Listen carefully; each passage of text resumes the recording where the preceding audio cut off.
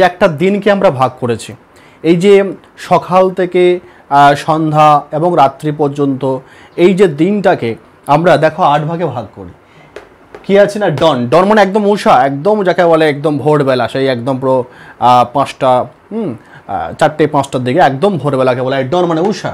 তারপর মর্নিং হয় সকাল, তারপর দুপুর, তারপর দেখো আফটারনুন মানে বিকেলবেলা, ডাক্স মানে হচ্ছে গধূলিবেলা, গধূলি পরে এসে যায় সন্ধ্যা, একেবারে এটা একদম অন্ধকার হয়ে যায় evening.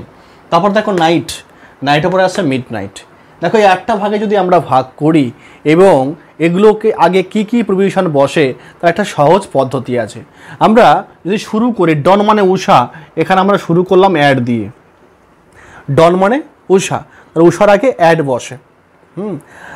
I get up at dawn, আমি ভোরবেলা উঠি, I get up at dawn, আমি খুব ভোর ভোর ঘুম থেকে উঠি।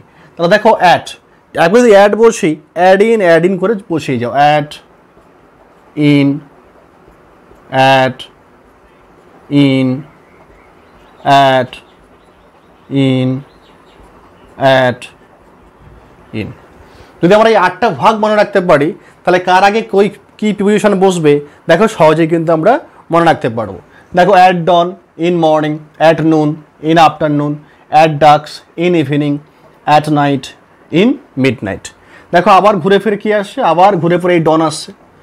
এইভাবে কিন্তু সার্কেলটা কিন্তু চলছে, এইভাবে সার্কেলটা কিন্তু চলবে।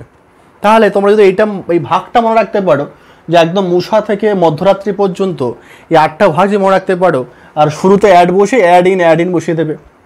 পরীক্ষায় যদি কোনো কিছু পড়ে এরকম যে এর আগে নাইটের আগে কী বসবে, তোমরা এই ভাগটা মনে রাখলেই সঙ্গে সঙ্গে অ্যাড ইন বসিয়ে গেলেই উত্তরটা খুঁজে বের করতে পারবে।